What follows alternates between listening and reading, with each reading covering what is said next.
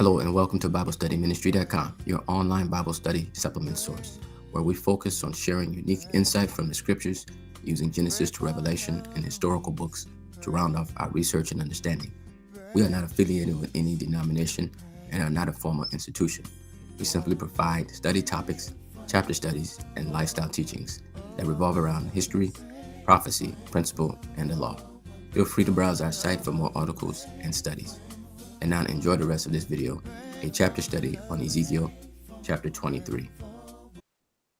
Ezekiel chapter 23 is a parable about the children of Israel displayed as sisters. And they're categorized or called sinful sisters. And as we read and study this chapter, we'll understand clearly why this is the case. Unfortunately, this is a very graphic chapter where the Lord was made the purpose of making us relate to it in a very graphic way in which we can understand. So if you have young children who are studying with you in this Bible study, I will attempt to be as PG-13 or PG as possible. However, certain scriptures are the way I have to read them. But it's a very graphic chapter, and where the Lord was trying to make sure the children of Israel and all the other nations around understood the nature of what the children of Israel have done and have committed. And so I hope to relay that as well. We'll begin verse 1, where it reads, "The word of the Lord came unto me, saying, Son of man, there were two women, the daughters of one mother." So right off of the bat, we are seeing that there are two women who are the daughters of one mother.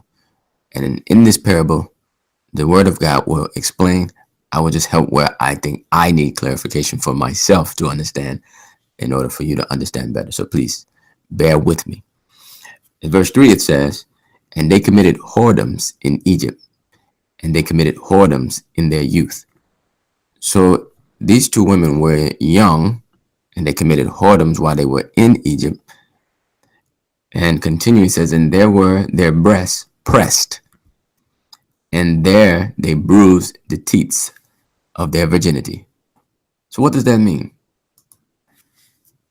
Well, while they were young and living in Egypt, they, in short, became prostitutes, or what the world today in Western civilization, probably in Eastern civilization as well, called whores.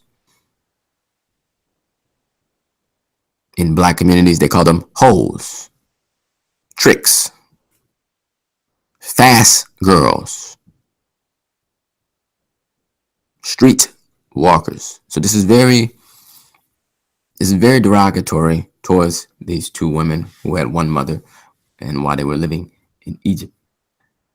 And it's very graphic for us to understand who these are today and what it means. So that's why he's telling it in this story, so we can understand from the Lord's perspective as how he looks at these two sisters. And these two sisters, if they're reading their own story today, should take a close analyzation of themselves and utilize a road of humility more so than pompousness, and continue to be in this example. Verse 4 says, "And the names of them were Aholah, who was the elder, and Aholibah, her sister, which was the younger. And they were mine, say the Lord. And they bare sons and daughters. Thus were their names. Samaria is Aholah, and Jerusalem is Aholibah." So these two sisters had daughters and sons. The elder was Aholah, who is Samaria, which was the 10 tribes of the children of Israel. And the younger was called Aholibah, and she was Jerusalem, or the kingdom of Judah. They became the Lord's wife and they gave birth to his children. Those are his sons and daughters. Verse 5 says, and Aholah played the harlot when she was mine, and she doted on her lovers, on the Assyrians, her neighbors. So Samaria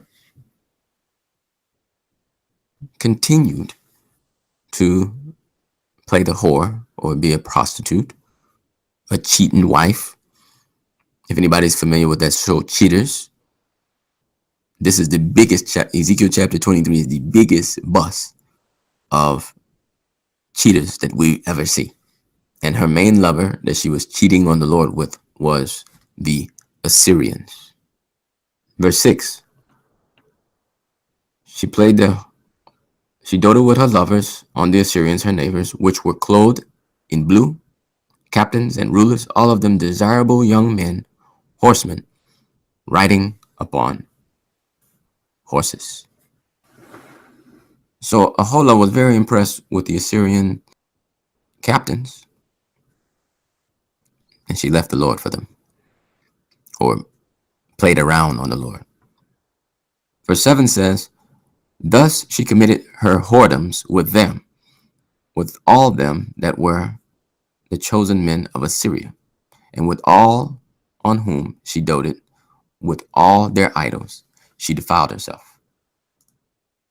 So she went the whole game. She had an affair with the Assyrian officials. She worshipped their disgusting idols. She went to town. Verse 8 says, neither left she her whoredoms brought from Egypt, for in her youth they lay with her, and they bruised the breast of her virginity, and poured their whoredom upon her.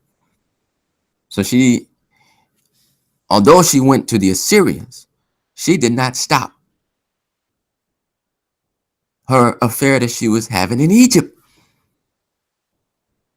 This is tall. She never stopped from Egypt. She took the same whorish mentality on to the next man, even though she said, I do at the altar with the God of Israel. But she kept her relationships going. Just in case the Lord stops, I got me some other lovers. Verse 9, wherefore I have delivered her into the hands of her lovers, into the hand of the Assyrians, whom she doted. So the Lord finally said, okay, you're going to just keep being a whorelot or committing these whoredoms. You're going to keep prostituting yourself to these other nations, even though I have purchased you, even though I have taken you and cleaned you up. I'm going to let them have full reign. If you watch modern day TV, one of the most amazing things in modern day TV is the reflection of society that it shows. The reflection of society that it portrays to us. A lot of it is added drama, but a lot of it is real. In so much that reality TV has become false, but a lot of it is still real. And what I mean by this is that what I've noticed from friends, family, and the communities and around the world is that when someone is having an affair against their husband, or vice versa, so guys don't think that we're not participants in this entire story here, but let's just use the way the Lord laid it out. So women, I will give you a tougher time this time. Please bear.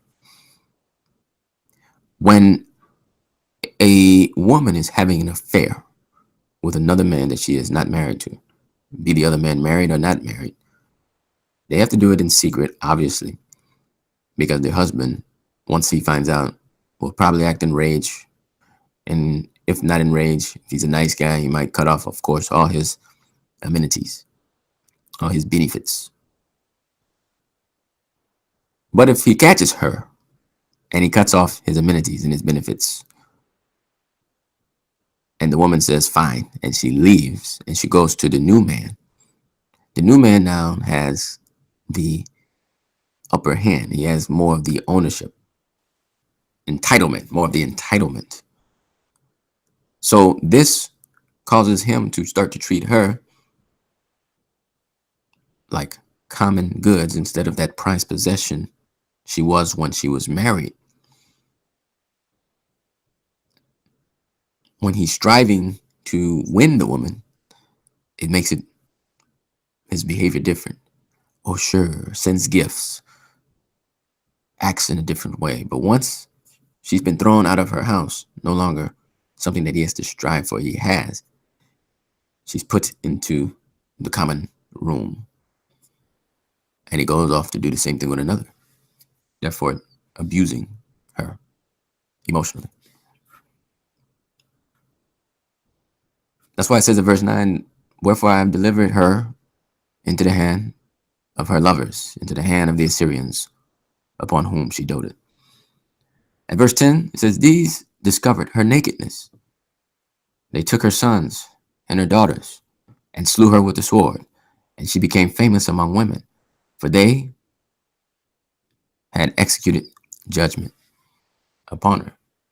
So once the Assyrians knew that the God of Israel was no longer interested in this woman, this whorish Samaria, this whorish wife,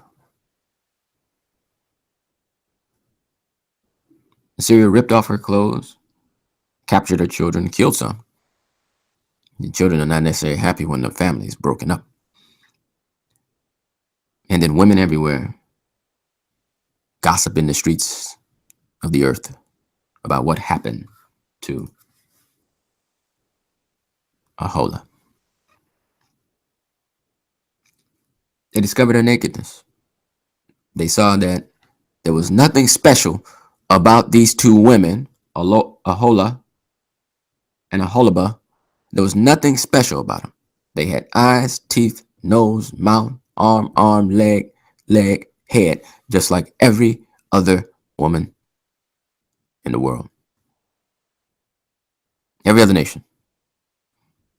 They realized that the only thing that clothed her well and made her superior, in a sense, was her husband.